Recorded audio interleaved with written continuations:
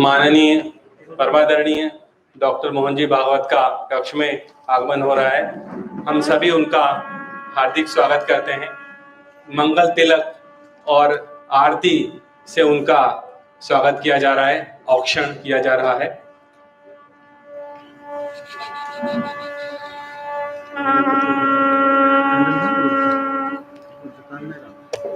इस मंगल ध्वनि के साथ इस मंगल अवसर पर आज की इस बेला में मैं संपूर्ण आयुर्वेद व्यासपीठ के कार्यकर्ताओं की ओर से परम पूज्य सरसंघ चालक राष्ट्रीय स्वयंसेवक संघ डॉक्टर मोहन जी भागवत इनका हृदय से स्वागत करता हूं। माननीय वैद्य जयंत देव पुजारी जी, राष्ट्रीय आयोग भारतीय चिकित्सा पद्धति नई दिल्ली के प्रथम अध्यक्ष बने हैं, उनका भी हम सभी हृदय से स्वागत करते हैं।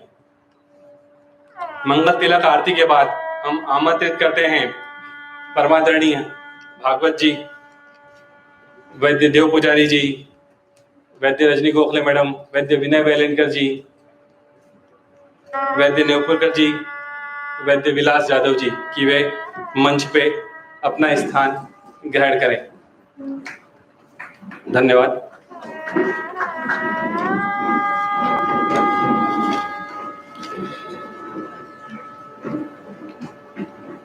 मैं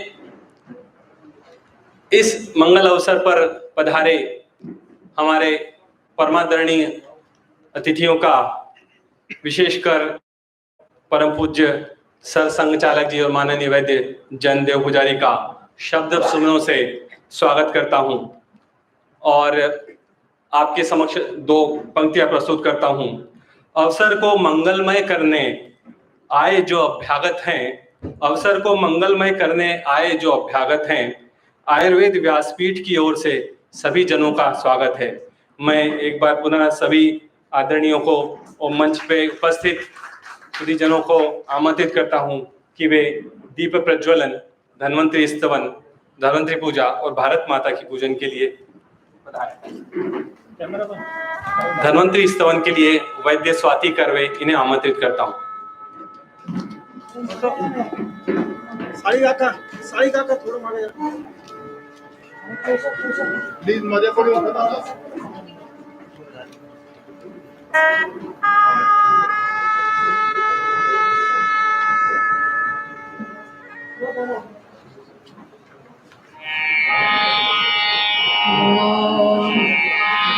धन्वन्तरे गरुचि धन्वन्तरे ऋतव धन्वन्तरी वसुधा भान्वन्तरावसत मन्वन्तरादिकृत धन्वन्तरौषधनिधे धन्वन्तरङ्ग शुभ धन्वन्तमाजिषु वितन्वमाब्धितनया सुन्वन्तकात्मरुद तन्वन्तरावयव तन्वन्तरात्रिजलधौ ॐ चन्द्रौघकान्तिममृतात्मकरैर्जगन्ति सञ्जीवयत्नममितात्मसुखं परेशं ज्ञानं सुधाकलशमेव च सन्दधानं शीतांशुमण्डलगतं स्मरतात्मसंस्था ध्यात्वैव हस्ततलगं स्वमृतं स्रवन्तं देवं स यस्य शिरसि स्वकरं निधाय आवर्तयेन्मनुमिमं स तु वीतरोगः पापदपैति मनसा यदि भक्तिनम्रः। ॐ श्रीधन्वन्तरये नमः।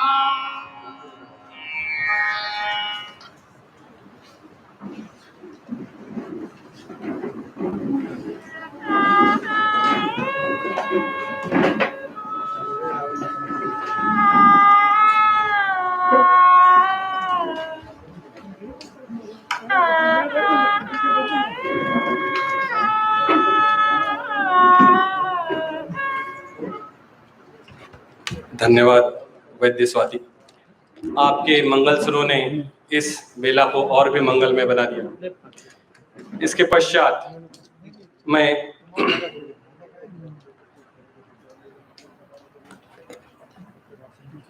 इस कार्यक्रम के प्रास्ताविक के लिए आमंत्रित करना चाहूँगा आयुर्वेद व्यासपीठ की केंद्रीय अध्यक्ष वैद्य रजनी गोखले मैडम को कि आए वो अपनी प्रास्ताविक प्रस्तुत करें।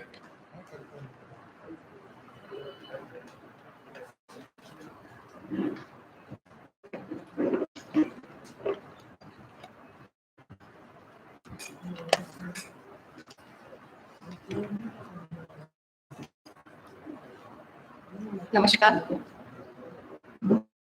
पूज्य सरसंघचालक, हमें अगर विश्व मान्यता मिलनी चाहिए ऐसा अगर हम सोचते हैं तो उसके लिए हमें आज जो दुनिया की भाषा है उस भाषा में बात करना चाहिए और उसका कीवर्ड है संशोधन, रिसर्च।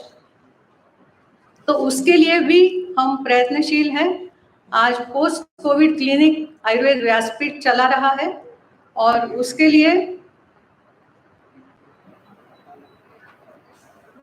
एक वेब बेस्ड पोर्टल है जिसपे 250 से ज्यादा वैद्य उससे जुड़े हुए हैं और इस सब का रिसर्च डेटा उसमें रखा जा रहा है। पर हमें मालूम है कि ये सब अगर हमें करना है तो उसके लिए कार्यकर्ता चाहिए और किसी प्रोफेशनल में से कार्यकर्ता निर्माण करना, क्योंकि हमें मालूम है कि हमारे प्रोफेशनल अपना ही जो रूटीन है, अपना जो कोच है उसमें मग्न है, उसमें सुखी है, वो उसमें से बाहर निकलना नहीं चाहते। तो ऐसे लोगों में से कार्यकर्ता निर्माण करना बहुत मुश्किल काम है। और ये कार्यकर्ता हमें कैसा चाहिए कि जो ध्येय निष्ठ हो, जो निस्वार्थ और निरपेक्ष बुद्धि से काम करने वाला हो और जो ये सोचे कि मैं ये जो काम कर रहा हूँ वो देश के लिए काम कर रहा हूँ और वास्तवता का भान रखकर भविष्य की ओर नजर रखने वाला कार्यकर्ता हमें निर्माण करना है। तो ही हम ये कार्य आगे बढ़ा सकते हैं और निरंतर चालू रख सकते हैं। मुझे खुशी है कि आज व्यासपीठ के पास कई कार्यकर्ताएं हैं, कई महिला कार्यकर्ताएं भी हैं और जो अच्छे पद पर विभूषित होकर अपना काम बहुत अच्छी तरह से कर रही हैं। कई विद्यार्थी, अध्यापक, शासकीय कर्मचारी, प्रैक्टिशनर्स, औषधि निर्माणकर्ता ये भी हमसे जुड़े हुए हैं और निरंतर ये काम बढ़ता हुआ आज हम रौप्य महोत्सव की ओर जा रहे हैं। महाराष्ट्र में हमारी हर जिले में शाखा है, गोवा, गुजरात, मध्य प्रदेश, यहाँ भी हमारा काम चालू है, केरल में हमारा काम चालू है। पर हम इस उद्देश्य से अभी भी संतुष्ट नहीं हैं।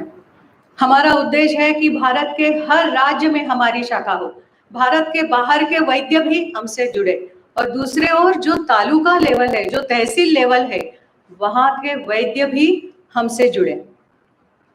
जो भी आयुर्वेद का स्नातक हो वो हमसे जुड़े। आयुर्वेद के क्षेत्र में कोई भी योगदान हो उसमें आयुर्वेद व्यासपीठ का सहभाग हो और हमारी अमिट छाप आयुर्वेद के क्षेत्र में रहे, हमारी ऐसी इच्छा है। और यही कार्य करते करते हम लोग आगे बढ़ रहे हैं। मुझे आज खुशी है कि हमारा एक और सपना आज पूरा होने जा रहा है। हमारे सभी कार्यकर्ताओं का सपना था कि अपनी खुद की एक वास्तु हो और ये जो वास्तु है वो हमारे सभी कार्यकर्ताओं के सहयोग से बन रही है। अनेक लोगों ने उन्हें जो भी संभव था वो योगदान इसमें दिया है। आज मैं माननीय गोविलकर जी और माननीय नेमिचंद भाई का भी आभार व्यक्त करती हूँ कि अगर उनका सहयोग नहीं होता तो ये सपना पूरा होना मुश्किल रहता था। और इसका लोकार्पण माननीय मोहन जी भागवत के करकमलों द्वारा हो रहा है। ये हमारे लिए एक अमृत सिद्धि योग है। शिक्षा के क्षेत्र में हम एक कदम और आगे बढ़ रहे हैं। कुछ ई कोर्सेस की शुरुआत भी आज माननीय मोहन जी के हाथों से होने वाली है। हमारे व्यासपीठ के भूतपूर्व उपाध्यक्ष जिनका भारतीय चिकित्सा परिषद के अध्यक्ष के रूप में चुना हुआ है, यह हमारे लिए एक गौरव की बात है। तो उनका भी सत्कार आज हम माननीय मोहन जी के हाथों से होने जा रहा है। और कोविड के काल में जैसा मैंने बताया कि अनेक शाखाओं ने बहुत अच्छा काम किया है, उनके प्रतिनिधि का सत्कार आज हम लोग यहाँ पे करने वाले हैं। वैसे तो हमारी इच्छा थी कि यह बहुत बड़े पैमाने पर यह कार्यक्रम करें, हमारे सभी कार्यकर्ता इसके लिए उपस्थित रहे, किंतु कोविड प्रोटोकॉल के चलते यह संभव नहीं हो पा रहा है। पर मुझे पता है कि जो भी वैद्य हैं वो आज हमारे जो कार्यकर्ता है वो तन से नहीं पर मन से जरूर यहाँ पर उपस्थित हैं, और थैंक्स टू टेक्नोलॉजी कि उसकी वजह से पूरे भारत भर के कार्यकर्ता आज ये कार्यक्रम देख पा रहे हैं। मैं इन सभी का पुनश्च एक बार स्वागत करती हूँ। धन्यवाद।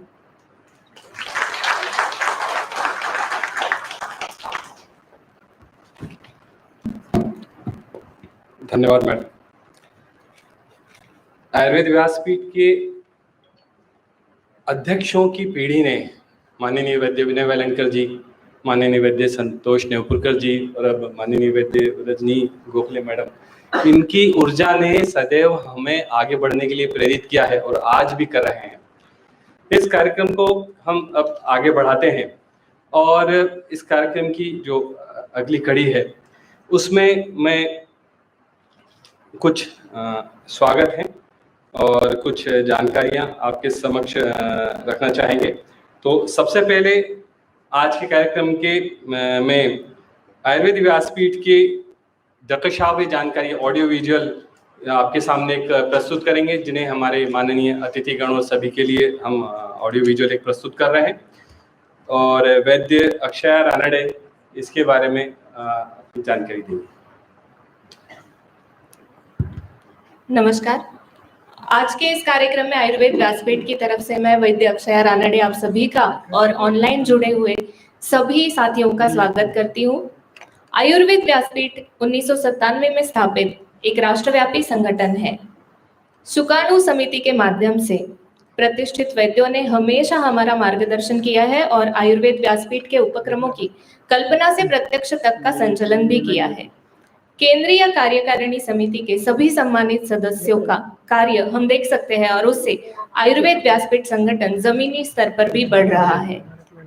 हमारे पूर्णकालिक प्रचारक व्यासपीठ के काम को जन जन तक पहुंचाने के लिए अथक प्रयास कर रहे हैं और हमें इन सभी के कार्य पर गर्व है। आयुर्वेद व्यासपीठ जम्मू कश्मीर से लेकर केरल तक और पश्चिम में गुजरात से लेकर ईशान्य भारत तक के राज्यों में संगठन का कार्य कर रहा है और जल्द ही सभी राज्यों में हम अपनी शाखाएं स्थापित करने के लिए अनुबद्ध है। आयुर्वेद व्यासपीठ की चतुसूत्री के अनुसार वैद्य समूह में आयुर्वेद को बढ़ावा देने के लिए विविध गतिविधियों से हजारों वैद्यक हमारे साथ जुड़े हुए हैं। आयुर्वेद व्यासपीठ की दैनंदिनी प्रचार और प्रसार का कार्य करने के लिए भारत और भारत के बाहर भी वैद्यों से हमें जोड़ता है। आम जनता के लिए स्वास्थ्य व्याख्यान आयोजित किए जाते हैं। इस वर्ष प्रत्यक्ष तो नहीं बल्कि ऑनलाइन व्याख्यान के माध्यमों से 10,000 से ज्यादा लोगों तक पहुंचने में हम सफल रहे। छात्रों के लिए नए समय के साथ नए कौशल्य नापने के लिए कई प्रतियोगिताएं आयोजित की जाती है। आयुर्वेद हमारी संस्कृति से जुड़ा हुआ है और आयुर्वेद व्यासपीठ स्कूल स्तर पर भी आयुर्वेद को पेश करने के लिए विभिन्न उपक्रम चलाता है। महाराष्ट्र में विभिन्न स्थानों पर आयुर्वेद व्यासपीठ के माध्यम से मुफ्त चिकित्सा सेवाएं प्रदान की जाती है और साथ में बहुत ही कम दरों पर दवाएं भी वितरित की जाती है। सेवा प्रकल्पों की सूची में हम कई नए प्रकल्प शुरू करने की कोशिश कर रहे हैं। कोरोना काल में भी आयुर्वेद व्यासपीठ ने अपने शाखाओं के माध्यम से आयुष काढ़ा और अन्य अवसादरोधी प्रतिबंधक दवाओं के वितरण से लेकर उपचार तक, पुलिस कर्मचारी, फ्रंटलाइन कार्यकर्ताओं की मदद करने तक उल्लेखनीय कार्य किया है। आयुर्वेद व्यासपीठ की सभी शाखाओं में कोविड काल के दौरान कई निवारक और उपचारात्मक गतिविधियां की गई। उसमें बहुत सी शाखाओं ने बहुत उल्लेखनीय कार्य किया है। कोरोना के बाद होने वाली स्वास्थ्य समस्याओं को ध्यान में रखते हुए आयुर्वेद व्यासपीठ ने पोस्ट कोविड क्लिनिक की शुरुआत नवंबर 2020 से की और आज 250 से ज्यादा पोस्ट कोविड क्लिनिक स्थापित हो चुके हैं। आयुर्वेद व्यासपीठ आयुर्वेद को जन जन तक पहुंचाने के लिए कई पुस्तक प्रकाशित करता है। आप सभी से अनुरोध है कि जरूर इन प्रकाशनों को पढ़ें। अनेक महत्वपूर्ण संस्थाओं पर आयुर्वेद व्यासपीठ के मान्यवर वैद्यों का चयन हो चुका है। और देश भर में आयुर्वेद के प्रचार तथा संशोधन में ये सभी मान्यवर योगदान दे रहे हैं। इन सभी का हमारी तरफ से बहुत अभिनंदन है और इनके कार्य पर हमें बहुत ही गौरव है। आयुर्वेद व्यासपीठ का नया कार्यालय मुंबई आगरा रोड पर निर्माण द्वारकापुरम में स्थापित किया गया है। आयुर्वेद व्यासपीठ के कार्य की सराहना करते हुए अनेक गणमान्य व्यक्तियों ने उपहार स्वरूप आयुर्वेद व्यासपीठ की हमेशा मदद की है और इसी मदद से ये कार्यालय खड़ा हो गया। धन्वंतरी जयंती और आयुर्वेद दिवस के कार्यक्रम पर यहाँ पे धन्वंतरी याग आयोजित किया गया था और उसमें वैश्विक स्वास्थ्य के लिए प्रार्थना भी की गई। इस कार्यालय के उद्घाटन में आप सभी शामिल हुए, इस पर मैं धन्यवाद देती हूँ और सूत्र संचालकों के पास वापस कार्यक्रम शुरू करने के लिए सुपुर्द करती हूँ। धन्यवाद वैद्य अक्षया। इसके बाद हम बढ़ते हैं हमारे आज की जो परमादरणीय अतिथि है उनके स्वागत सत्कार की ओर। तो इसके पूर्व उनके परिचय के लिए मैं माननीय को आमंत्रित करना चाहूँगा। तो सूरज को क्या दीप दिखाएं, ये थोड़ा दुस्साहस है। सूरज को क्या दीप दिखाएं, ये थोड़ा दुस्साहस है। उनके बारे में थोड़ा कुछ जाने, बस ये हमारा मानस है। तो ऐसे हमारे परमादरणीय माननीय डॉक्टर मोहन जी भागवत और माननीय डॉक्टर जयंत देव पुजारी जी, इनके परिचय के लिए मैं आमंत्रित करना चाहूँगा हमारे भूतपूर्व कार्याध्यक्ष वैद्य संतोष नेपुरकर जी को।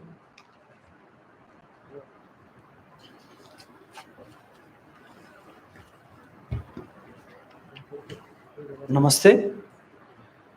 पूजनीय सरसंघचालक जी, माननीय जैन जी, मान्यवर अतिथिगण, राष्ट्रीय स्वयंसेवक संघ के मान्यवर अधिकारीगण एवं सभी कार्यकर्ता बंधु भगिनियों, अब देश में ही नहीं तो विदेश में भी राष्ट्रीय स्वयंसेवक संघ पता नहीं है, ऐसा कोई नहीं है। इसलिए ऐसे विश्व में स्थित अनुशासित एक जो संगठन है उसके पूजनीय सरसंघचालक जी का परिचय मुझे करके देना है। बहुत बड़ा दायित्व है, मैं प्रयास करूंगा।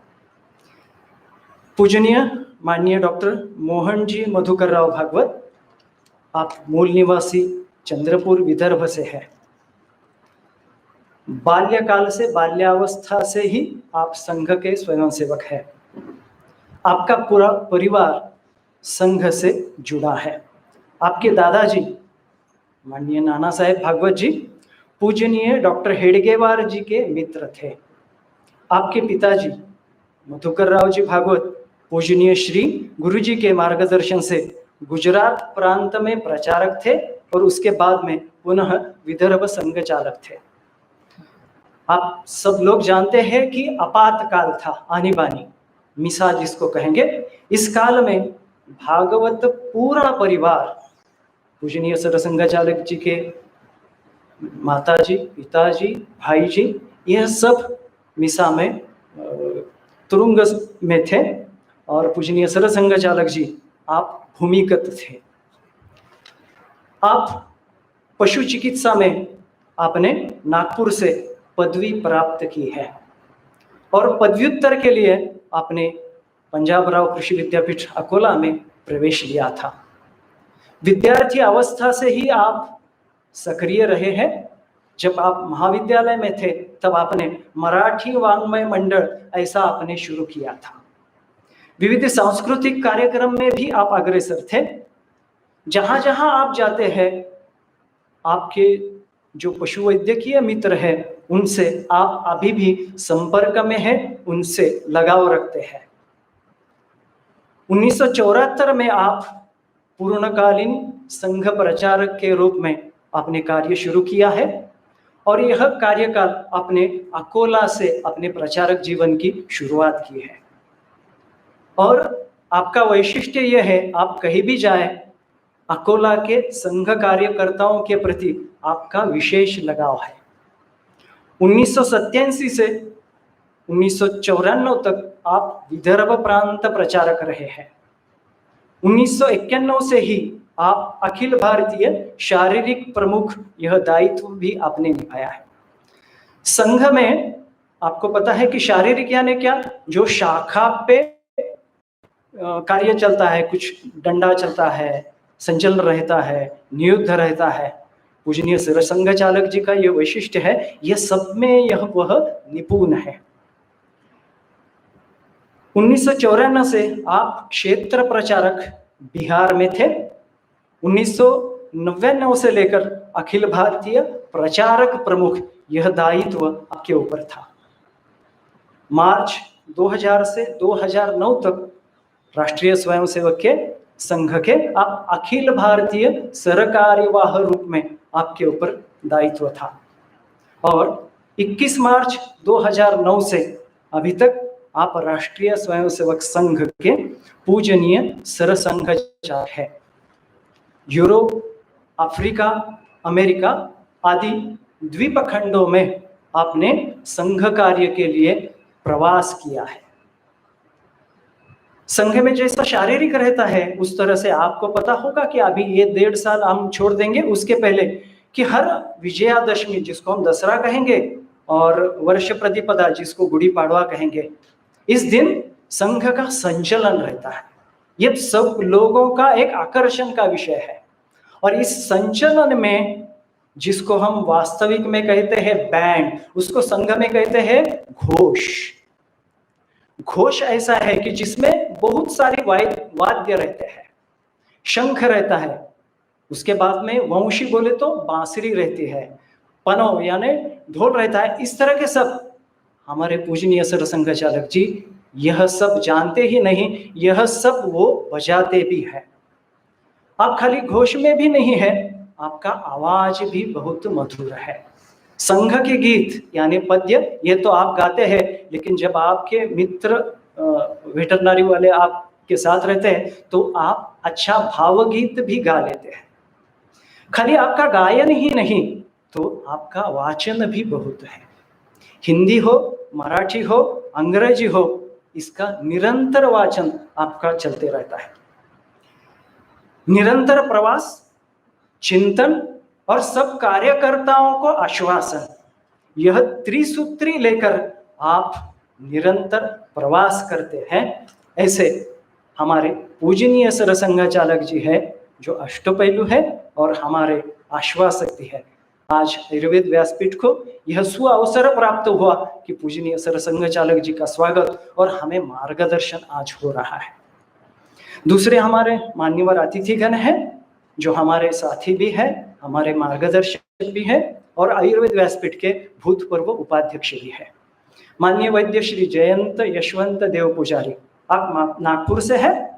आप अभी जो NCISM जो है दिल्ली का, वहां पे अभी वर्तमान अध्यक्ष के रूप में नियुक्त मनोनीत किए हैं। आप PhD हैं, मूल नागपुर से ही है और बाल्यावस्था से आप भी संघ से जुड़े हैं। राष्ट्रीय आयुर्वेद विद्यापीठ के आप गुरु हैं।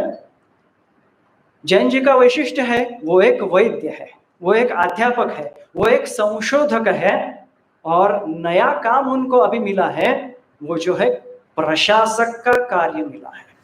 तो अभी वो प्रशासन भी कर रहे हैं और अनेक संस्थाओं से, संशोधन संस्थाओं से वो अभी जुड़े हैं। मैं समझता हूं कि आज के लिए ये परिचय काफी है। धन्यवाद। धन्यवाद सर। इसके बाद जो हमारा बेहद ही गौरवमय क्षण है वो आने वाला है। मैं माननीय हमारे संस्थापक कार्याध्यक्ष वैद्य विनय वेलणकर जी से अनुरोध करूँगा, नम्र निवेदन करूँगा कि परम पूजनीय सरसंघचालक माननीय डॉक्टर मोहन जी भागवत का स्वागत और सत्कार करें। शाल, श्रीफल, स्मृति चिन्ह वो पुष्पगुच्छ देकर। माननीय सरसंघचालक जी के गौरव में गौरव पत्र का भी हमने प्रकाशन किया है। तो इसके पश्चात मैं वैद्य प्रसाद देशपांडे जी को आमंत्रित करूंगा कि इसके बाद वे गौरव पत्र का वाचन करें।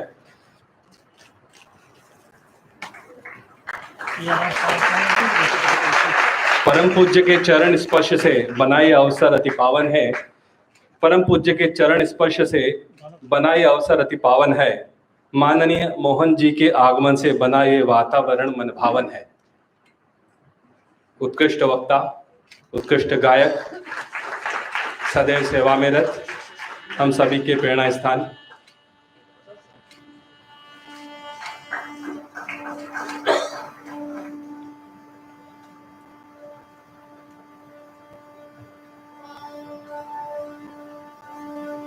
वैद्य प्रसाद जी देशपांडे, कृपया गौरव पत्र का वाचन करें।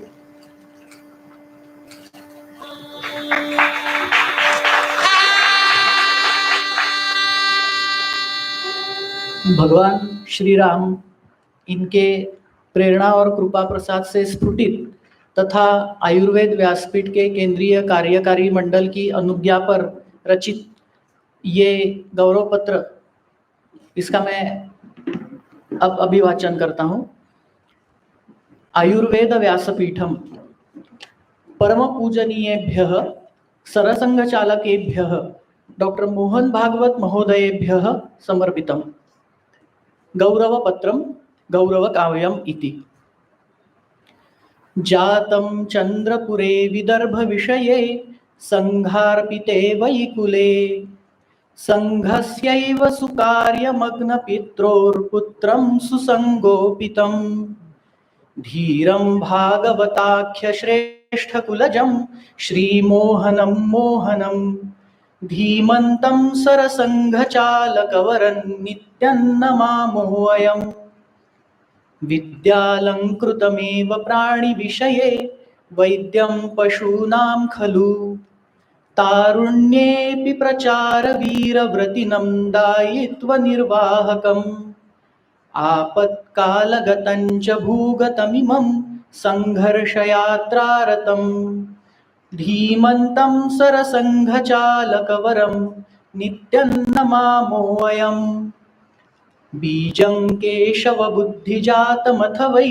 श्रीमाधवारोपिता एषा संघलता कृता मधुकरैः सुदृढरज्जुमया तस्याः रूपमिदं सुदर्शनयुतं न्यग्रोधवृक्षोपमं धीमन्तं सरसंघचालकवरं नित्यं नमामोऽयम् क्रीडागायनवादनेषु कुशलं वक्तारमोजस्विनं राष्ट्रायैव समर्पितं सुचरितं राष्ट्रार्थमेवोद्यतं हिन्दुत्वाभीतार्थसार्थकरणं कार्यार्थदिग्दर्शकं धीमन्तं सरसंघचालकवरं नित्यं नमामोऽयम् सार्थं चैव सदा मतं हि चरकं सुसेवासु पन्थे चरन् सार्थं सुश्रुतमेव मान्यमपरं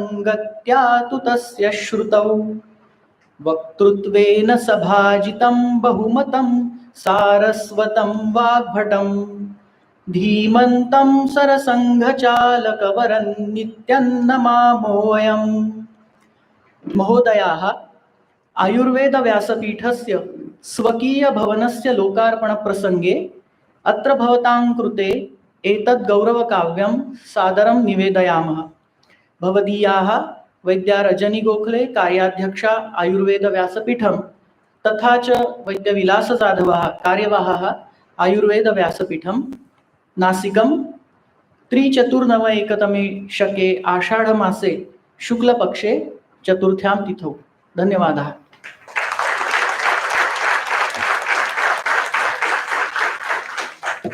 धन्यवाद वैद्य प्रसाद जी देशपांडे।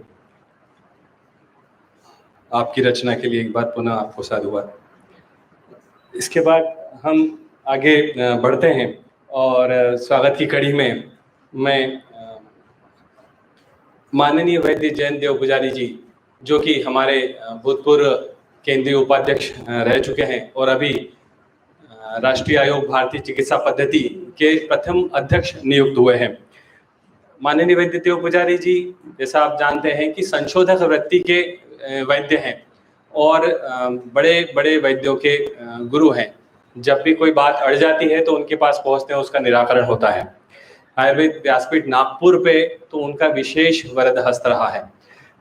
ऐसे वैद्य जयंत देव पुजारी जी, जो कि इसके पूर्व भारतीय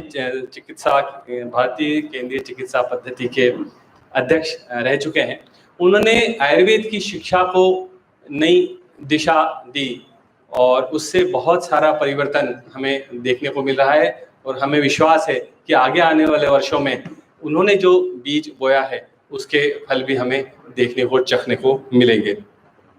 तो ऐसे वैद्य जयंती पुजारी जी के स्वागत के लिए मैं एक बार पुनः आमंत्रित करता हूँ वैद्य माननीय डॉक्टर मोहन जी भागवत। तो क्षमा करें कि आप माननीय वैद्य पुजारी जी का स्वागत करें।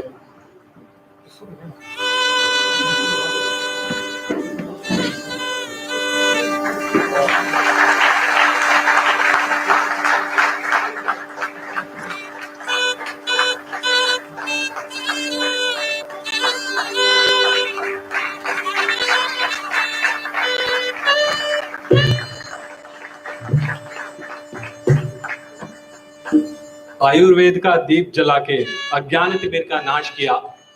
ये कुछ पंक्तियां हैं, 2 पंक्तियां माननीय वैद्य जयंती पुजारी जी के लिए। आयुर्वेद का दीप जला के अज्ञान तिमिर का नाश किया, शिक्षा और संशोधन से आयुर्वेद का चहुमुखी विकास किया। धन्यवाद। इसके बाद मैं कुछ और स्वागत हैं जो कि बहुत महत्वपूर्ण हैं उनकी ओर सरकार। मैं माननीय जयंती पुजारी जी को आमंत्रित करूंगा कि वे आए और अपना सत्कार उत्तर प्रस्तुत करें।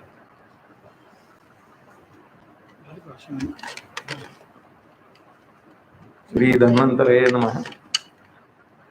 मंच पर विराजमान परम पूजनीय सरसंघ चालक डॉक्टर मोहन जी भागवत, आयुर्वेद व्यासपीठ के वर्तमान अध्यक्षा वैद्य रजनी गोखले,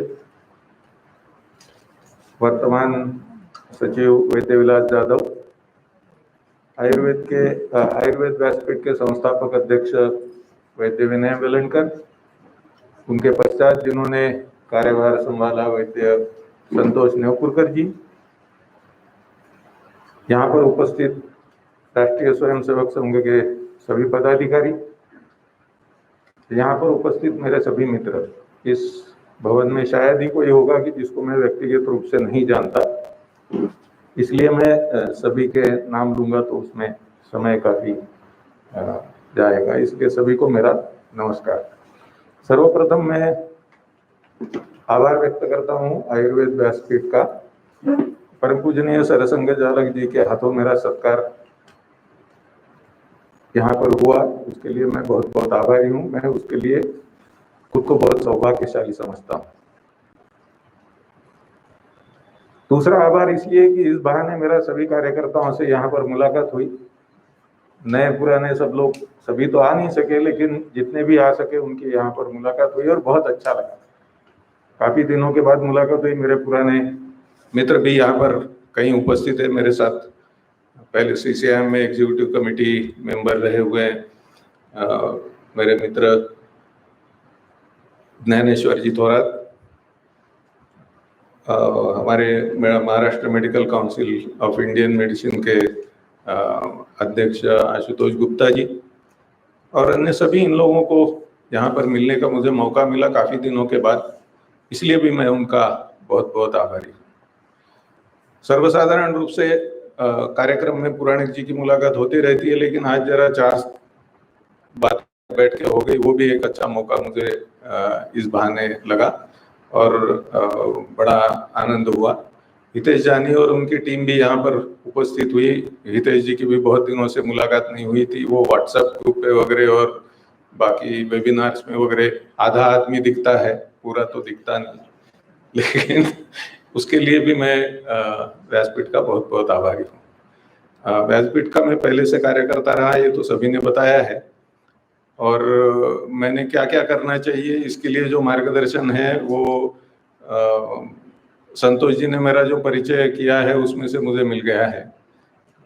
जो गुण होने चाहिए आगे वो उन्होंने बता दिए, मैं उसके लिए जरूर कोशिश करूंगा।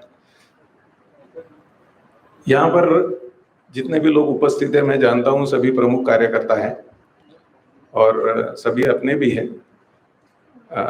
National commission for Indian system of medicine, जो भारतीय चिकित्सा पद्धति का राष्ट्रीय आयोग है, उसका मैं अध्यक्ष हूँ, चेयरमैन हूँ, और उसके नाते बहुत जिम्मेदारी के साथ मैं ये आगे का वक्तव्य करना चाहता हूँ। वो ऐसा है कि सभी आज के तारीख में अपने अनुकूल, अपने विचारों के अनुकूल सरकार होने के कारण सभी का जो मुंह है वो सरकार की तरफ है। और अभी मैं गए 3 साल से पुरानी CCIM और अभी ये NCISM की जिम्मेदारी संभाल रहा हूँ, और इसके बाद मुझे ऐसा लगता है कि हमारे संगठनात्मक जो कार्य है वह उतने ही महत्वपूर्ण है और उतने ही दूरगामी परिणाम करने वाले हैं। मैं मेरे मित्रों के साथ में कई बार चर्चा करता हूँ, उनको बोलता हूँ कि हम जो पॉलिसी बनाते हैं वो शायद 5 साल टिकेगी, 10 साल टिकेगी, लेकिन हम संगठन की ओर से एक जब वैद्य को बनाते हैं वो 30 साल प्रैक्टिस करता है, आपका जो असर है वो 30 साल रहने वाला है। तो इसको हम लोगों ने संगठन में हमेशा ध्यान रखना चाहिए कि जब हमको परिस्थिति बदलनी है तो सरकार कभी परिस्थिति नहीं बदलती, उसके अनुकूल कुछ व्यवस्था वो बनाती है, कुछ कानून बनाती है। जैसे मेरी भी जिम्मेदारी है, कई प्रकार के कानून में बनाते रहता हूँ, लेकिन उसका उपयोग जो है जब तक वो धरातल पर जो वैद्य काम करता है वो जब तक उसका उपयोग नहीं करता वो सब निरर्थक है। तो इसलिए ये जो संगठनात्मक कार्य हम लोग करते हैं वो मेरी दृष्टि से बहुत महत्वपूर्ण है, बहुत दीर्घकालीन है, और इसका ही दीर्घकालीन परिणाम हमको देखने को मिलता है। कई लोग आयुर्वेद के उत्थान की बातें करते हैं, मुझे व्यक्तिशः तो मैं उनको जब भी ऐसी बातें चलती है मीटिंग में और मुझे मौका मिलता है तो मैं उनको बोलता हूँ कि हम आयुर्वेद का उत्थान वगैरह नहीं करते। आयुर्वेद बहुत बड़ा है, 2004 साल से उससे भी ज्यादा साल से चलते आ रहा है और वो हमको उंगली पकड़कर चला रहा है। अब उसके साथ ठीक से चलना यही हमारी जिम्मेदारी है। हम लोग आयुर्वेद को बहुत बड़ा वगैरह बना सकेंगे ऐसा मुझे व्यक्तिशः लगता नहीं। जिनको लगता है उनको मेरा प्रणाम, उनकी योग्यता भी बड़ी होनी चाहिए। तो ये आयुर्वेद के साथ ठीक ढंग से चलने की हमारी जो जिम्मेदारी है वो हम संगठन के माध्यम से ही पूर्ण कर सकते हैं, और इसलिए हमारा संगठन बड़ा होना, मजबूत होना और हमारे विचार जो है वो आखिर समाज तक पहुंचाना, यह जो चीजें हैं वो बहुत महत्वपूर्ण है। इसके साथ मीडिया भी एक महत्वपूर्ण और एक कुछ हद तक काम करता है, लेकिन वह भी पूर्ण नहीं है। उसका भी जो परिणाम है वो कुछ समय तक रहता है, और कुछ समय तक ऐसा लगता है कि वो वातावरण गड़बड़ हो गया है, बदल गया है, ये हुआ है, वो हुआ है। तो कानून के खिलाफ भी कई बार ऐसा होता है। हम लोग तो बार बार कोर्ट केसेस लड़ते रहते हैं। हम लोगों ने जो शल्य चालक के लिए जो रेगुलेशन लाया और आयुर्वेद में सर्जरी के लिए जो काम किया उसके बारे में हम लोगों को तो बहुत सारा भुगतना पड़ा। लोगों ने आंदोलन किए, विरोध किया, लेकिन ये सब सहने की ताकत जो है ये संगठन के कारण आती है, और इसलिए हमको संगठन मजबूती से रखना। और बहुत ज्यादा सरकार अपना काम करती है, उसकी मर्यादा है। हम जो काम करते हैं वो सरकार नहीं कर सकती, इतना हमको हमेशा ध्यान में रखना चाहिए। कानून वानून बनाना यहाँ तक और कुछ बदलाव लाना यहाँ तक ही ये सीमित है, लेकिन उसका जो उपयोग है वो हमारा वैद्य, हमारा शिक्षक, हमारा विद्यार्थी जब तक नहीं करता वह फिर से निरर्थक है, ऐसा मैं दोबारा दोहराता हूँ। फिर से एक बार आयुर्वेद व्यासपीठ ने मुझे यह मौका दिया और मेरा फिर से अपने ही घर में सत्कार हुआ है, इसलिए मैं अपने ही घर में अपने ही लोगों का, मेरे परिवारजनों का फिर से आभार व्यक्त करता हूँ। धन्यवाद, नमस्कार।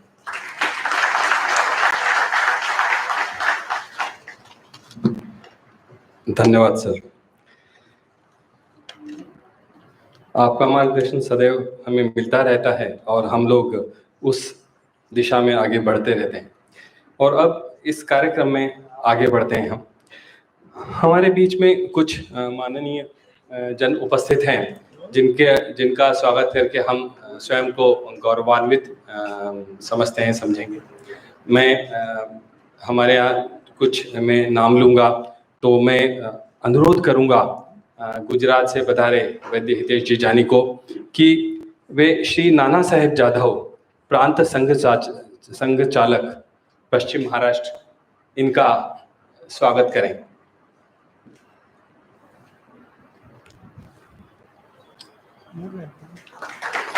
इसके पश्चात श्री हितेश जी, श्री रवि जी जोशी, अखिल भारतीय कुटुंब व्यवस्था प्रमुख, राष्ट्रीय स्वयंसेवक संघ, इनका भी स्वागत करें, ऐसी मैं उनसे विनती करता हूं।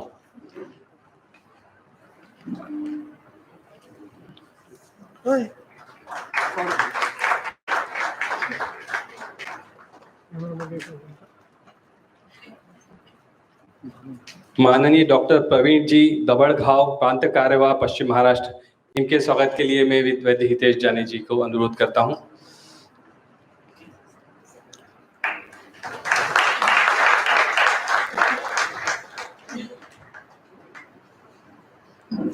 श्री कैलाश जी नाना साळुंके, विभाग संघ चालक, इनका सत्कार करने के लिए मैं वैद्य जानी जी से नम्र निवेदन करता हूं।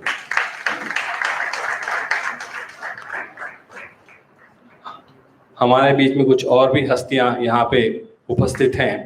मैं वैद्य नलिन शाह इनको अनुरोध करूंगा कि श्री रणजीत जी पुराणिक, मुख्य कार्यकारी अधिकारी, सीईओ दूध पापेश्वर, इनका वे स्वागत करें।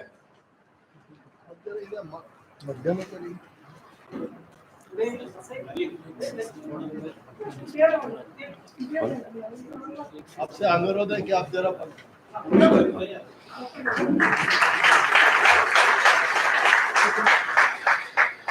वैद्य मल्हार जी जोशी से अनुरोध है कि वे वैद्य आशुतोष जी गुप्ता, अध्यक्ष MCIM, इनका स्वागत करें।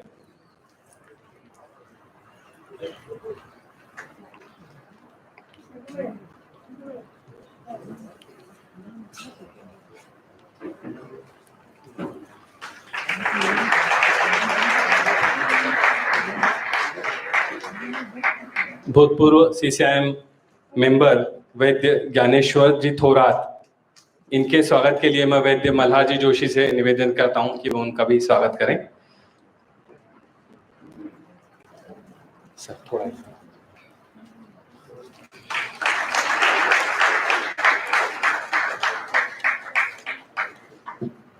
इसके पश्चात मैं आपके समक्ष दो शुभेच्छा संदेशों का वाचन करना चाहता हूं। इसके लिए मंच से अनुमति लेता हूं।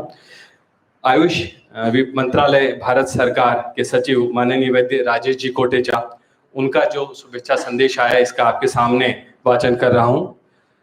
मैं उन्हें उद्धृत कर रहा हूं। संदेश: आपका पूजनीय सरसंघ चालक डॉक्टर मोहन जी भागवत के करकमलों द्वारा केंद्रीय कार्यालय लोकार्पण संदर्भ में ईमेल प्राप्त हुआ, धन्यवाद। सन 1977 में वैद्य विनय वेलणकर एवं सहयोगी वैद्यों द्वारा आयुर्वेद को वैज्ञानिक शिक्षा, शोध एवं आयुर्वेद द्वारा समाज सेवा के उद्देश्य से आयुर्वेद व्यासपीठ की संकल्पना हुई थी एवं तदुपरांत सन 2000 में यह स्थापित किया गया था। विगत 21 वर्षों से कृण्वन्तो विश्वम स्वस्थम हेतु के साथ अपने 4 सूत्री कार्य यथा सेवा, संशोधन, प्रचार एवं शिक्षण द्वारा वैद्य, अध्यापक, विद्यार्थी एवं समाज में आयुर्वेद के प्रति विश्वास बढ़े, जागृति हो एवं आयुर्वेद वैश्विक पटल पर सुदृढ़ रूप में स्थापित हो, इसके लिए आयुर्वेद व्यासपीठ द्वारा अथक प्रयास जारी है। आपका यह प्रयत्न निश्चित ही अभिनंदनीय है। कोविड की वैश्विक महामारी के चुनौतीपूर्ण काल में मानवता की सेवा में विविध उपक्रम द्वारा जागृति एवं आश्वासन एवं यथासंभव या सहायता पहुंचाने हेतु आयुर्वेद व्यासपीठ द्वारा किए गए कार्य प्रशंसनीय हैं। पुनः केंद्रीय कार्यालय के लोकार्पण पर हार्दिक अभिनंदन एवं शुभकामनाएं। वैद्य हस्ताक्षर वैद्य राजेश कोटेचा, नई दिल्ली। इसके पश्चात मैं MCIM के अध्यक्ष माननीय वैद्य आशुतोष जी गुप्ता, इनका शुभेच्छा संदेश भी आपके समक्ष वाचन कर प्रस्तुत करना चाहता हूं। मैं उद्धृत कर रहा हूं। चरक सदन इस आयुर्वेद व्यासपीठ के केंद्रीय कार्यालय का लोकार्पण परम पूज्य सरसंघ चालक माननीय डॉक्टर मोहन भागवत जी के करकमलों द्वारा हो रहा है। यह अत्यंत हर्ष का विषय है। आयुर्वेद क्षेत्र के विद्यार्थी से वैद्यगण, औषध उत्पादक से आयुर्वेद प्रेमी सामान्य जन, संस्था चालक से अध्यापक, इन सभी के संपर्क, संगठन और सहकार से आयुर्वेद क्षेत्र का सर्वांगीण विकास हो, इसलिए आयुर्वेद व्यासपीठ अहर्निश कार्यरत है। आयुर्वेद व्यासपीठ के नूतन केंद्रीय कार्यालय के माध्यम से आयुर्वेद व्यासपीठ का कार्य के लिए अविरत अनिकेत वृत्ति से प्रवास करने वाले सभी कार्यकर्ताओं को कार्य निकेतन उपलब्ध हो रहा है। यह क्षण अतीव आनंददायी है। भविष्य में इस कार्यालय में निर्धारित कार्य योजना सफल होकर आयुर्वेद यह देश की राष्ट्रीय चिकित्सा पद्धति होने तक आयुर्वेद का विकास हो तथा देश विदेश में आयुर्वेद का प्रचार प्रसार होकर शास्त्रोन्नति सहित आयुर्वेद क्षेत्र के परम वैभव प्राप्ति के लिए सर्वशक्तिमान श्री परमेश्वर हम सभी कार्यकर्ताओं को बल प्रदान करें। इसी प्रार्थना के साथ इस लोकार्पण के अवसर पर सभी को हार्दिक शुभकामनाएं। हस्ताक्षर श्री वैद्य श्री आशुतोष गुप्ता जी। धन्यवाद। मैं आयुर्वेद व्यासपीठ के सभी कार्यकर्ताओं की ओर से माननीय वैद्य आशुतोष जी गुप्ता, माननीय वैद्य राजेश कोटेचा जी को धन्यवाद प्रेषित करना चाहता हूँ। इस महामारी के समय में पिछले 17-18 माह में हम लोगों ने आयुर्वेद व्यासपीठ ने आयुर्वेद व्यासपीठ की हर शाखा ने, हर एक कार्यकर्ता ने रोगियों की सेवा की है। उनमें से कुछ शाखाओं ने बहुत बेहतरीन तरीके से और ये समझिए कि अपनी जान की बाजी लगाकर उन्होंने सेवा कार्य किया है। उन कार्यों के प्रातिनिधिक सत्कार के लिए मैं कुछ जिलों के उनको प्रतिनिधियों को बुलाना चाहूँगा। सबसे पहले मैं आमंत्रित करना चाहूँगा कोल्हापुर जिले के अध्यक्ष, कोल्हापुर जिले के आयुर्वेद व्यासपीठ के अध्यक्ष वैद्य शीतल देशपांडे और माननीय परम पूज्य सरसंघ चालक जी के हाथ से उनका सत्कार होगा। इसके पश्चात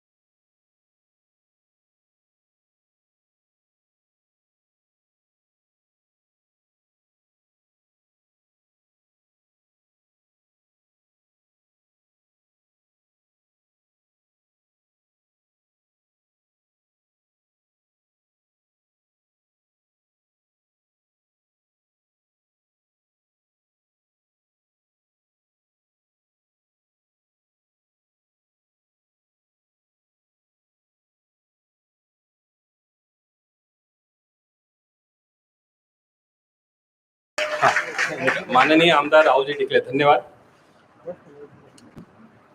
इसके पश्चात एक मैं विशेष उल्लेख करना चाहूँगा। हमें इस चरक सदन के लिए विशेष सहयोग मिला है माननीय विनायक राव जी गोविलकर, उनका उल्लेख कर विशेष हम उनको धन्यवाद प्रदान करना चाहेंगे। इसके बाद हम ऑनलाइन उद्घाटन होगा जो हमारे चरक सदन जो कार्यालय है इसका और ई कोर्सेज का। तो इसके बारे में आपको बताना चाहूँगा कि ये जो हमारा चरक सदन का कार्यालय है, ये करीब इसका क्षेत्रफल 1400 स्क्वायर फीट में फैला हुआ है। और ये हमारा ऐसा विचार है कि इसमें एक ऐसी अभ्यासिका होगी जो कि राष्ट्रीय स्तर का इसमें सभी सुविधाएं होंगी। हम इस भवन के समीप एक वाटिका है, वहां पे भी चिकित्सा सेवाएं देंगे, ऐसा हमारा मानस है, जिससे आसपास के लोगों की सेवा करना ये परंपरा है हमारी।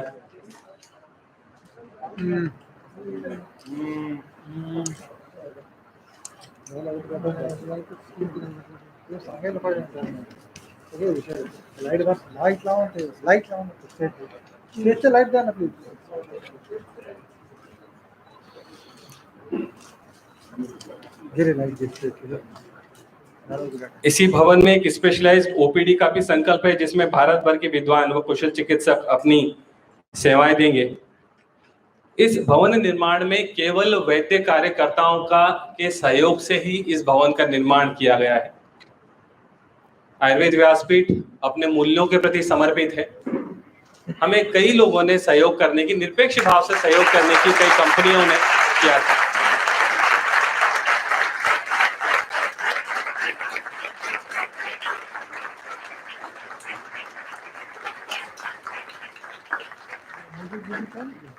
इसके पश्चात कुछ ई कोर्सेज हैं जिनका हम यहाँ उद्घाटन करना चाहते हैं। एक कल्पना विज्ञान, एक संहिता बोध और एक औषधि निर्माण तंत्र। इनका भी ई कोर्सेज का आज हम उद्घाटन यहाँ कर रहे हैं। और इसके माध्यम से शास्त्रीय कल्पनाओं के गूढ़ रहस्यों को समझने में आयुर्वेद के विद्वान अपने जो ज्ञान है उससे विद्यार्थियों को, चिकित्सकों को उन्हें बताएंगे। चिकित्सा दृष्टि से ये अध्ययन होगा और इसमें 100 से ज्यादा कल्पों के बारे में जानकारी दी जाएगी। संहिता बोध में संहिताओं का नैदानिक दृष्टि से वर्तमान परिप्रेक्ष्य में शिक्षकों और चिकित्सकों द्वारा निरूपण किया जाएगा। प्रात्यक्षिक ज्ञानार्जन में सहायता की जाएगी। औषधि तंत्र में शास्त्रीय कल्पों के बारे में विशेष जानकारी दी जाएगी। आज के परिप्रेक्ष्य में प्रात्यक्षिक दृष्टि से उनका चिकित्सकीय महत्व बताया जाएगा। तो ये ई कोर्सेज आयुर्वेद व्यासपीठ की ओर से ये प्रारंभ किए जा रहे हैं। मैं इनका उद्घाटन हुआ ऐसा यहाँ पे आप सभी के समक्ष आप देख सकें। इसके बाद इस कार्यक्रम की अगली कड़ी में आभार के लिए मैं बुलाना चाहूँगा माननीय वैद्य विलास जी जाधव, जो हमारे आयुर्वेद व्यासपीठ के केंद्रीय सचिव, केंद्रीय कार्यवाह हैं।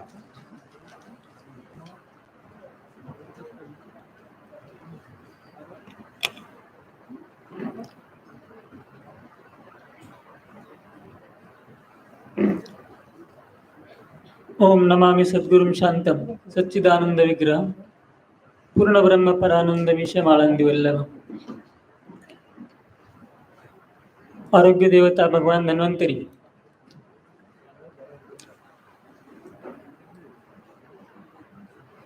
आयुर्वेद व्यासपीठ केंद्रीय कार्यालय चरक सदन के लोकार्पण समारोह के प्रमुख उद्घाटक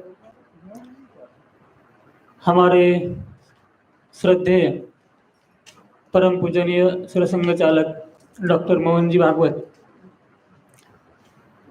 प्रमुख अतिथि आयुर्वेद व्यासपीठ के वरिष्ठ कार्यकर्ता एवं राष्ट्रीय आयोग भारतीय चिकित्सा पद्धति के प्रथम अध्यक्ष वैद्य जयंत जी देव पुजारी, आयुर्वेद व्यासपीठ के संस्थापक अध्यक्ष माननीय वेलनकर सर, भूतपूर्व अध्यक्ष वैद्य संतोष जी नेपुरकर सर, विद्यमान अध्यक्ष वैद्य रजनी जी गोखले, इस समारोह में उपस्थित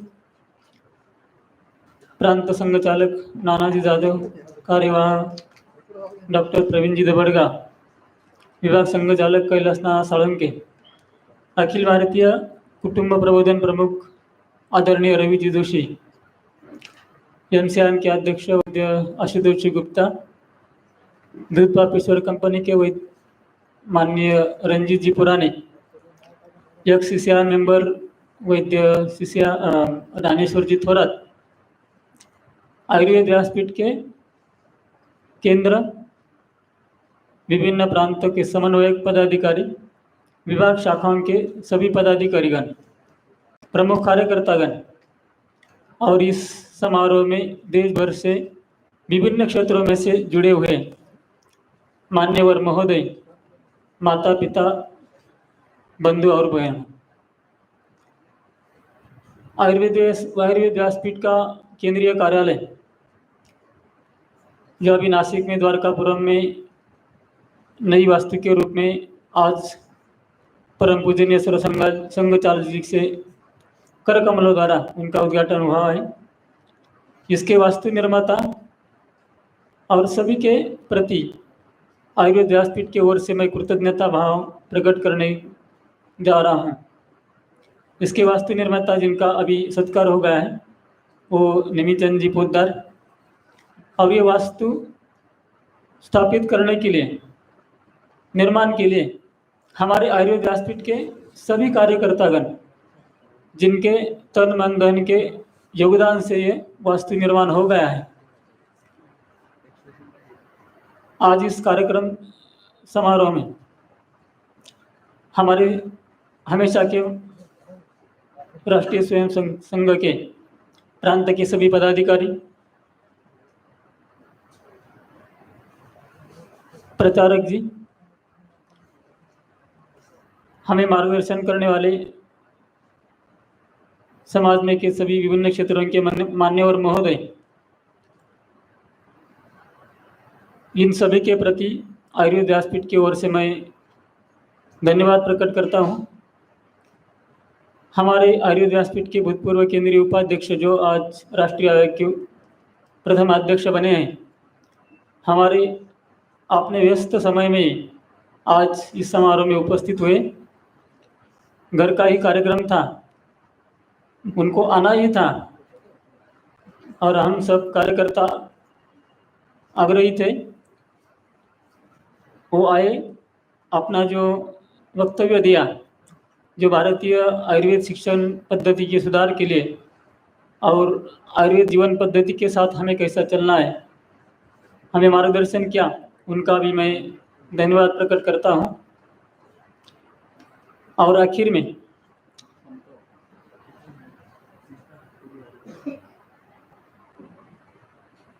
हम सब आयुर्वेद व्यासपीठ के कार्यकर्ता जिस सुनहरे क्षण की प्रतीक्षा कर रहे थे, तृषित थे, वो क्षण मेरे हिसाब से आ गया है। धन्य दिवस भला, आजी दिवस झाला धन्य दिवस तो भला भला, झाले संतांचे पंगती, बरवे भोजन निगोती, उजळले भाग्य आता अवघी चिंता वारली, संत दर्शने हा लाभ पद्मनाभ जोडला। हम सब आयुर्वेद व्यासपीठ के कार्यकर्ता जिनके उपस्थिति में ये समारोह का उद्घाटन कर रहे हैं, ऐसे हमारे पूजनीय सर संघ चालक जी डॉक्टर मोहन जी भागवत, बस मैं इतना ही कहता हूँ कि कृतकृत्य झालो, इच्छा केली ते पावलो। उनके प्रति मैं धन्यवाद प्रकट करने का साहस नहीं करूँगा।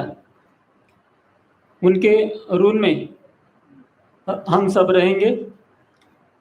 मुझे तो शब्द नहीं, लेकिन जगत गुरु संत श्रेष्ठ तुकाराम महाराज जी के वचनों में से इतना ही कह सकता हूँ, काय द्यावे त्यासी व्हावे उतराई, ठेवी तो हा भाई जीव थोड़ा।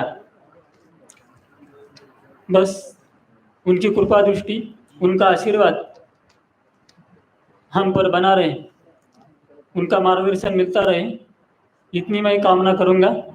और उनके निरामय दीर्घायुष्य के लिए प्रभु चरण में मंगल कामना करूंगा। आज इस समारोह में उपस्थित सभी मान्यवर महोदय, हमारे सब प्रसार माध्यमों के बंधुजन और इस वास्तु के निर्माण में और इस कार्यक्रम को सुचारू रूप से संपन्न करने वाले, तन मन धन से योगदान देने वाले हमारे सभी महानुभाव, इनके प्रति पुनश्च एक बार कृतज्ञता का भाव प्रकट करता हूं। और आखिर इस सभागृह में उपस्थित, इस कार्यक्रम से आभासी माध्यम से जुड़े हुए सभी देश विदेश से हमारे शुभचिंतक और सभी विश्व के कल्याण का भगवान धन्वंतरी के पूज्य चरणों में इतना ही भाव प्रकट करता हूँ। ओम सर्वे अत्र सुखिनः सन्तु, सर्वे सन्तु निरामयाः सर्वे भद्राणि पश्यन्तु मा कश्चित् दुःखभाग् भवेत्। ओम शांति शांति शांति। धन्यवाद। जय हिंद जय आयुर्वेद। धन्यवाद।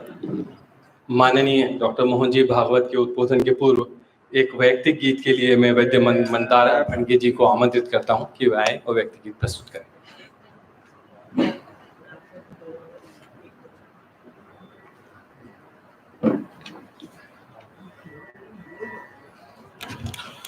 राष्ट्रभक्ति ले हृदय में हो खड़ा यदि देश सारा, संकटों पर मात कर यह राष्ट्र विजयी हो हमारा।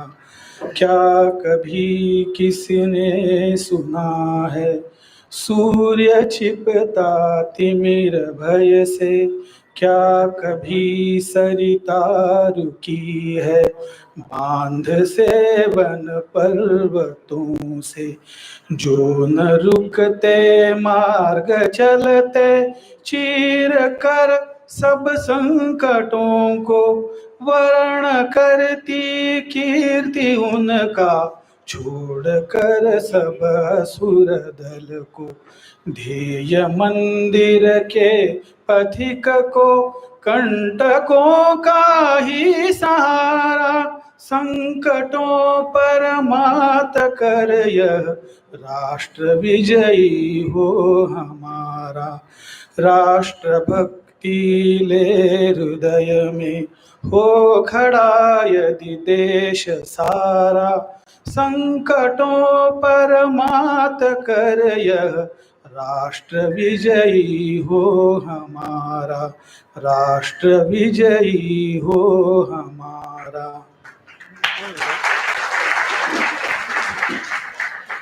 माननीय डॉक्टर मोहन जी भागवत परम पूज्य सरसंघ चालक।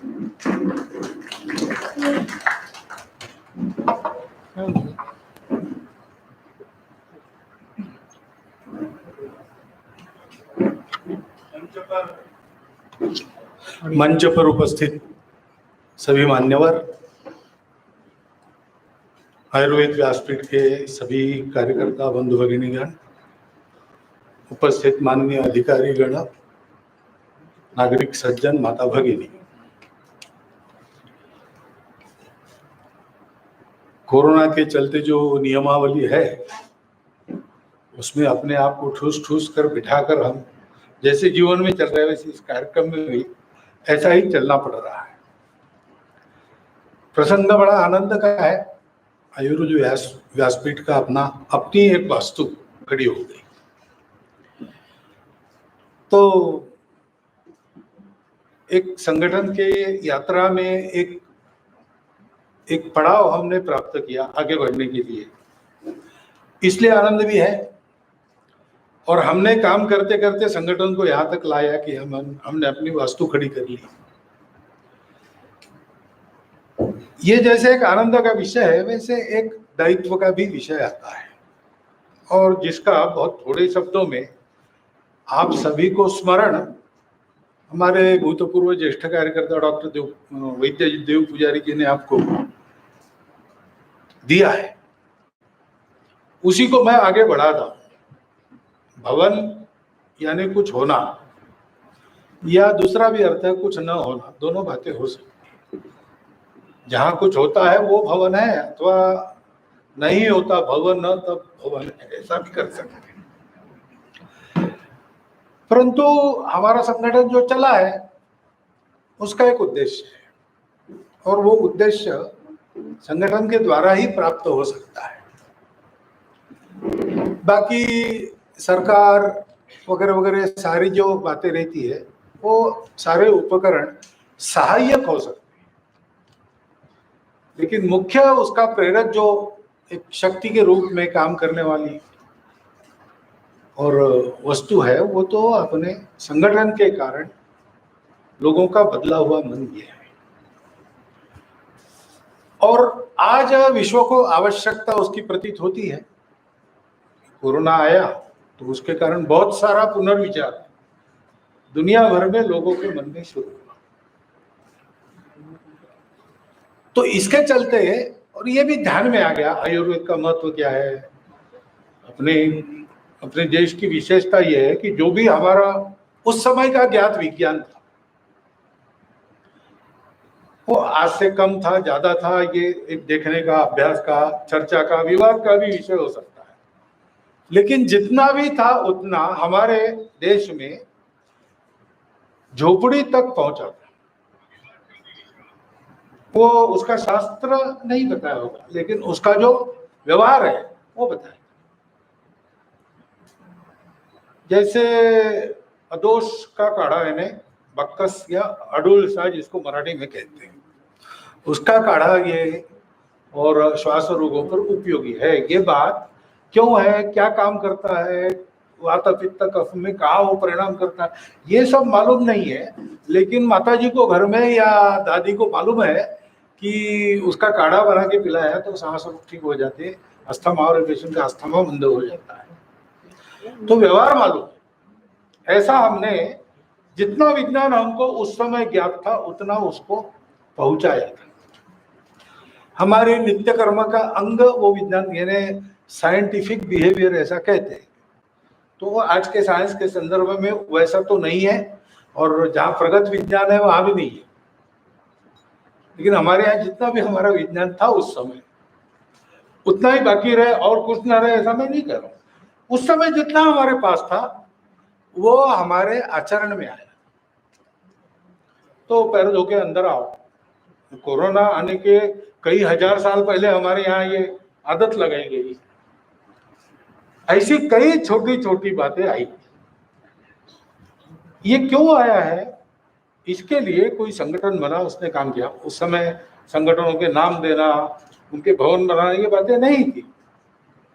लेकिन आज भी हम देखते हैं कि अब उनका ज्ञान भी कुछ लुप्त तो हुआ होगा, पता नहीं। लेकिन जिनको हम घुमंतु जमात कहते हैं, नोमैडिक ट्राइब्स, ये सब लोग कौन है?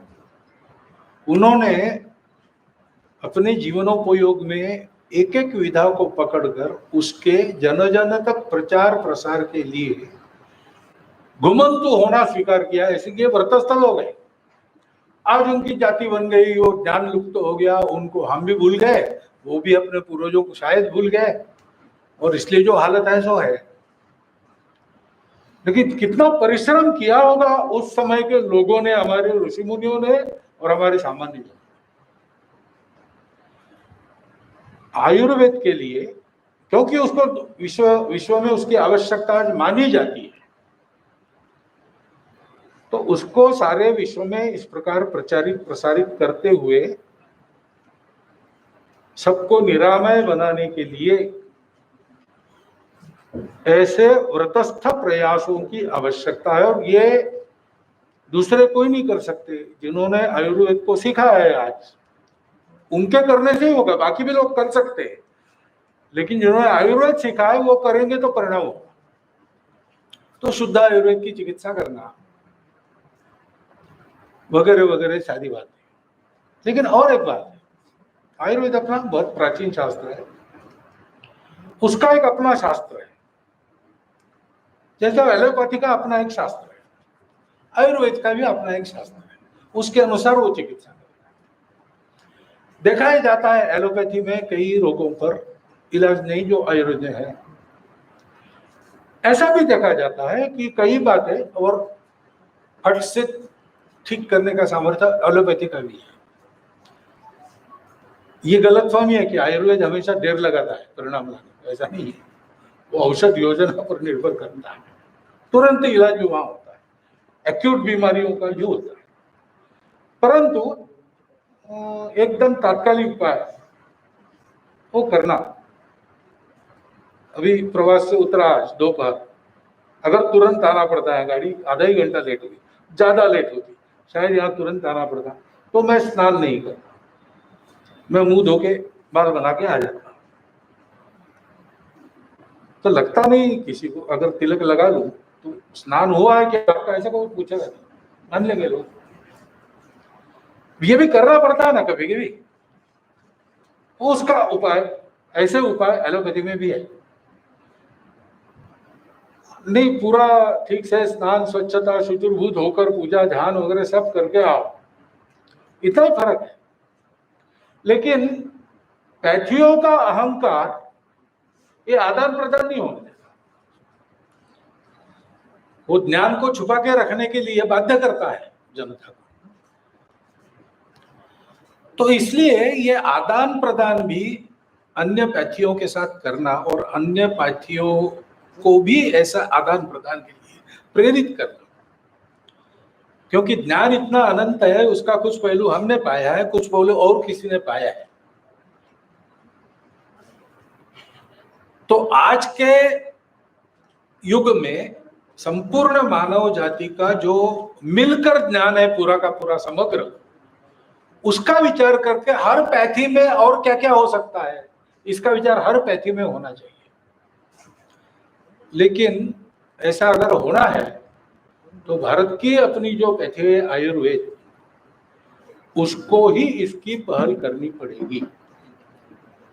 वही कर सकते हैं और उनके करने से बाकी विश्व अनुकरण करेगा, क्योंकि इसके लिए जो मानसिक तैयारी चाहिए, जो मन का बनना है इस प्रकार से, वो हमारे यहाँ है, बाहर नहीं है। ये सत्य बात है। फिर आयुर्वेद की विशेषताएं, दो विशेषताएं मुझे लगती है, यानी आप लोग तो सब उसके जानकार लोग हैं तो आप ज्यादा बता सकते हैं, लेकिन बाहर से देखते समय मुझे लगता है कि बहुत से प्रचलित पैथियों की, सबकी नहीं, बहुत से उनकी है, वो है स्टैंडर्डाइजेशन। बुखार एक शिशु को, भारत के एक व्यक्ति को, अमेरिका के एक व्यक्ति को, एक मान लीजिए इन्फ्लुएंजा के कारण कुछ बुखार वगैरह आ गया, तो सबके लिए उपचार समान है। टेक्स्ट बुक में सारी बातें हैं, शास्त्र है, उपचार है, और सबको वो देना, ऐसा है। उसके भी कुछ कारण है, उसका भी एक मायना है, उसका भी एक स्थान है। लेकिन आयुर्वेद की विशेषता है कि आयुर्वेद व्यक्ति परक उपचार करता है, यानी यहाँ कस्टमाइजेशन, स्टैंडर्डाइजेशन नहीं। औषधियों का भी विचार ऐसे होता है कि मैं चंद्रपुर का रहने वाला हूँ, वहाँ पला बड़ा हूँ, मेरा शरीर और वहाँ के और सारे वायुमंडल से बना है, वहाँ की मिट्टी से बना है, तो हो सकता है कि कुछ बातें मुझे वहीं के वनस्पतियों की लागू पड़ेगी। ये विचार अन्यत्र नहीं है, अपने पास है, और ये भी उतना ही सत्य है, अनुभूत सत्य है, शास्त्र है इसके पीछे।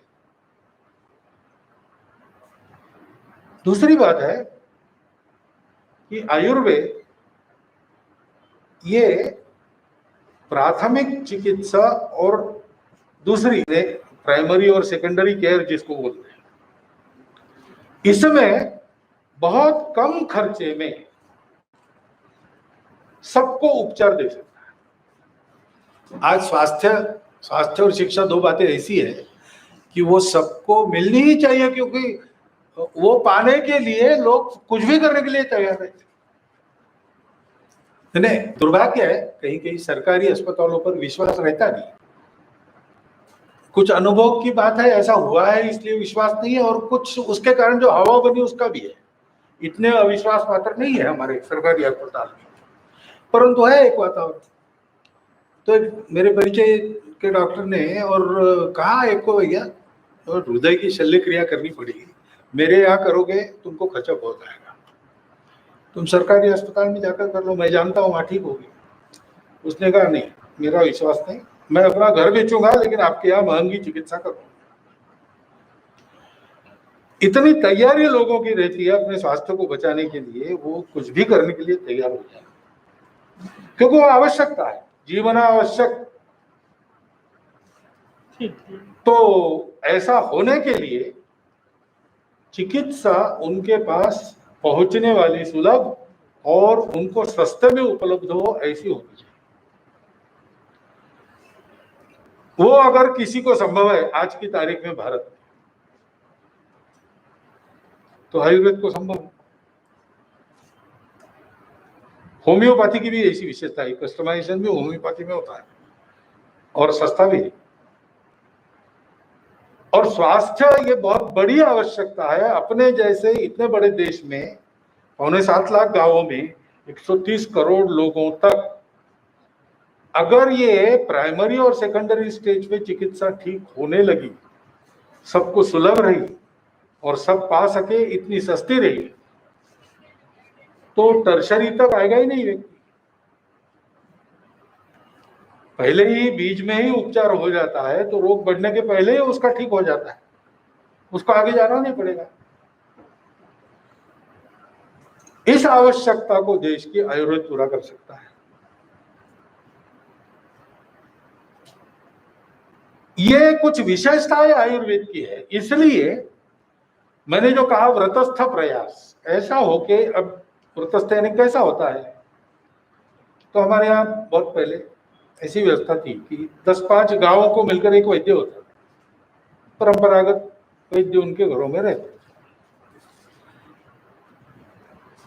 वो निःशुल्क चिकित्सा करता था और वो 10-15 गांव मिलकर उसके जीवन में अपन की, उसके योगक्षेम की चिंता करते थे। वो व्रत के नाते करता था।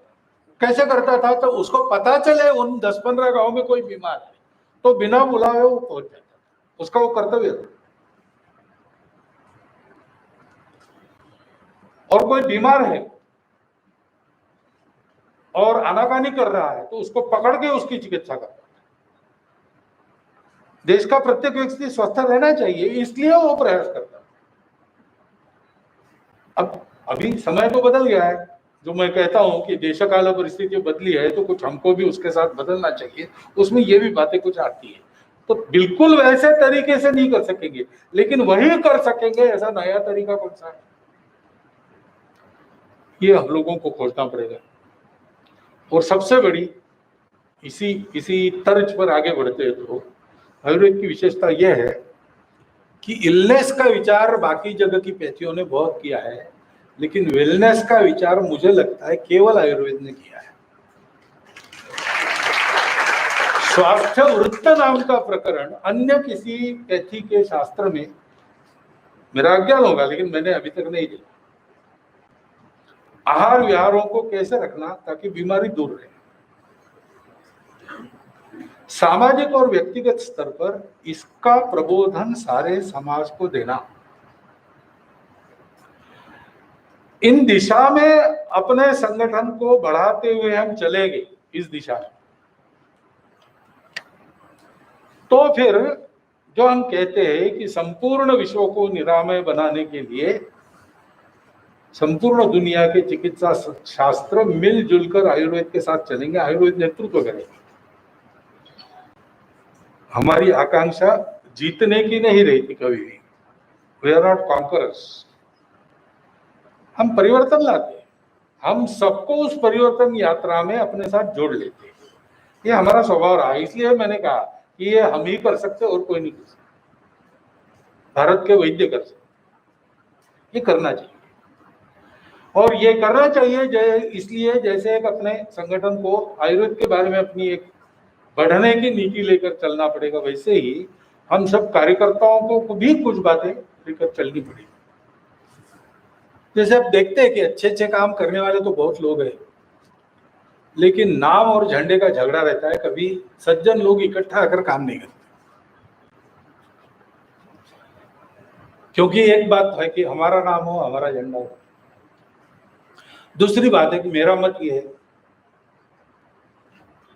ईसाक नीति की कथा तो प्रसिद्ध है ना, बकरे दो सामने आ गए, संकरी राह इधर चट्टान उधर खाई, अब टक्कर आएंगे वहां तो दोनों गिर जाएंगे। तो बड़े समझदार थे, एक घुटने टेक दिया एक ने, दूसरा उस पर कूद के चला गया। यहाँ ईसाक की कहानी खत्म होती है, लेकिन हम लोगों की मानव जाति की कहानी यही शुरू होती है। उनमें ये झगड़ा नहीं हुआ कि घुटने किसने टेकना, हमारे यहाँ उसको लेके झगड़ा होता है, मैं क्यों, पहले तुम। ये जो संस्थागत अहंकार रहता है, व्यक्तिगत अहंकार नहीं रहता, ऐसा अपने अपने मत को लेकर, अपने अपने प्रतिष्ठा को लेकर रहता है।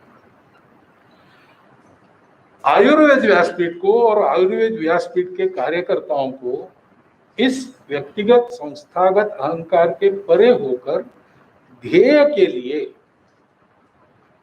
सबको कैसे जोड़ना, इसका प्रयास करना पड़ेगा।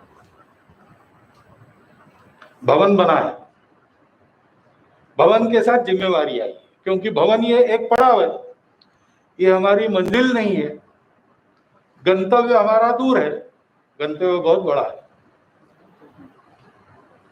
आयुर्वेद आज हम भारत के अपने शास्त्र को कहते हैं, लेकिन शब्दशः आयुर्वेद ने स्वस्थ आयु बिताने के लिए जो शास्त्र है वो सब आयुर्वेद में ही है। वेद भी क्या है, अनेक ऋषियों के ऋचाओं के संग्रह है।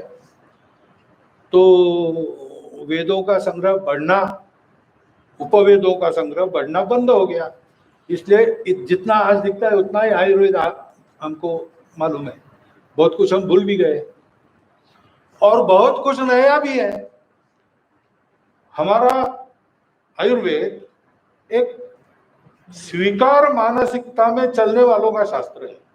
आनो भद्रा कृतवो यंतु विश्वता, संपूर्ण विश्व से अच्छी अच्छी बातें आए हमारे पास। हाँ, उनकी सत्यता की हम परीक्षा कर लेंगे, आंखें मूंद के नहीं चलेंगे, लेकिन हम उसको स्वीकार करेंगे परीक्षा के आधार पर और अपने शास्त्र का भाग बना लेंगे। कफ वात पित्त एक हमारा आधार है, उसके आधार पर जो खरा उतरता है वो, उसका आधार लिए बिना भी खरा उतर रहा है, तो उसको यहाँ कैसे स्पष्ट करना अपने शास्त्र के आधार पर, ये भी हम सोच सकते। ऐसा हमको इसको आगे ले जाना पड़ेगा और आगे ले जाने के लिए व्रतस्थ प्रयास करने पड़ेंगे। तो व्रत ये रहेगा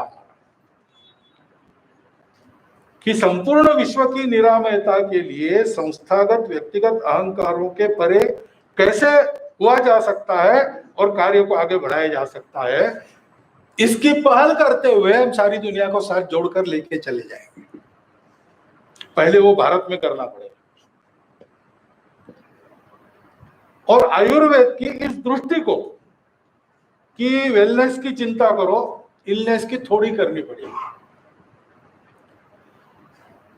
और प्रत्येक का जो स्वास्थ्य है वो उसका अपना स्वास्थ्य है, उसकी अपनी प्रकृति है, उसको बनाने वाले सारे कारक अलग अलग है, प्रत्येक व्यक्ति के पृष्ठभूमि अलग है, और इसलिए औषध योजना भी उस व्यक्ति का विचार करके सोचनी चाहिए।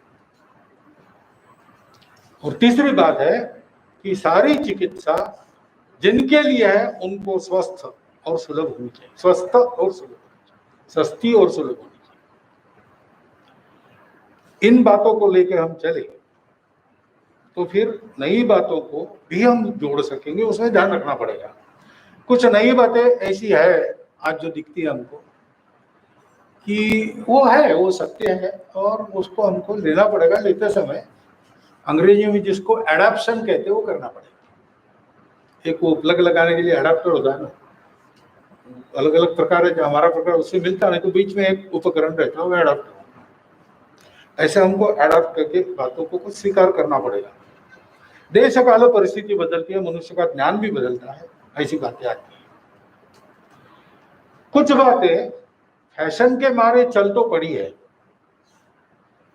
और आप लोगों को कहेंगे कि ऐसा करो तो वो हंसेंगे, आपकी बात उसमें चल नहीं रही है, लेकिन वो सत्य है। थोड़ा आपको धैर्यपूर्वक लोगों को समझाना पड़ेगा। तो देशी गाय के दूध के बारे में और भी देशी गाय के बाकी सब पंचगव्य के बारे में, और एक समय था बहुत पुराना नहीं, 10 साल 15 साल पहले इसकी बातें करते तो लोग हंसते थे, लेकिन आज उसके रिसर्च पेटेंट्स वगैरह सारा बन रहा है और प्रचलन में भी आ रहा है।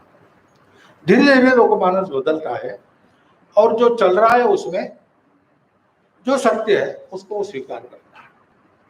ऐसी भी कुछ बातें हैं, उस पर प्रयोग करने पड़ते हैं। और कुछ बातें ऐसी है कि जो विभिन्न कारणों के लिए असत्य कुछ दिन चलते रहता है। अब ऐसे ऐसे होता है दुनिया में, मालूम है हम सबको कि काल्पनिक बीमारियां भी हो जाती है और काल्पनिक दवाइयां खपे इसलिए उनका प्रचार किया जाता है, या अपना प्रोडक्ट खपे इसलिए किस प्रकार का एडवर्टाइजमेंट होता है। एक प्रकार की अंधश्रद्धा है वो कि साबुन लगाने से क्रिकेट मैच जीतता है, ऐसा चलता है, हम देखते टीवी पर कई ऐसी आती है। उसके कारण कुछ बातें वो बैद्यनाथ का लाल दंत मंजन वगैरह भी पर्याप्त, या विको वगैरह भी पर्याप्त परिणामकारक है, लेकिन देहात का आदमी जाकर कोलगेट ही मांगेगा। कोई भी टूथपेस्ट उसके लिए कोलगेट है, कोलगेट बैठी है एडवर्टाइज के कारण। ऐसे कुछ बातें चलती, उनको हमको सिरे से नकार कर आगे बढ़ना पड़ेगा। कोलगेट को नकार नहीं कर रहा है, वो स्वदेशी विदेशी का एक प्रश्न है, उसका विचार करके वो ऐसा कहते हैं। औषधि के नाते उसमें भी कुछ गुण होंगे, लेकिन वही एक है ऐसा नहीं। इसको ध्यान में रखकर जो नया हमारे सामने है उसमें सत्य असत्य की परीक्षा करके प्रमाण के साथ जो खरी उतरती है उसको स्वीकार करके उसको आत्मसात करके आगे बढ़ाना, ये भी करना पड़ेगा। तो ऐसी कुछ बातें मेरे मन में आती है, और ये समय भी हो गया है, तो इसलिए यही मेरे 4 शब्द समाप्त करता हूँ। लेकिन करने के पहले आप सबको हार्दिक शुभकामनाएं देता हूँ, और एक सूचना दे देता हूँ कि वो जो मेरे परिचय और बाद में वो गौरव काव्य में जो है उसको आप अतिशयोक्ति अलंकार का उत्तम उदाहरण के नाते देखिए।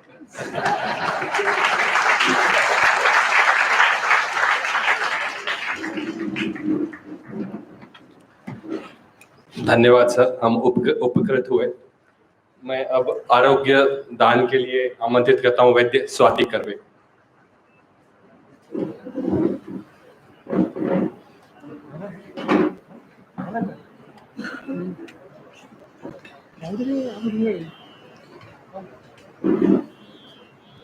आता रुग्णात्मके देवे येणे उपचारे तोषावे, तोषोनी तुझ घ्यावे आरोग्य दान हे।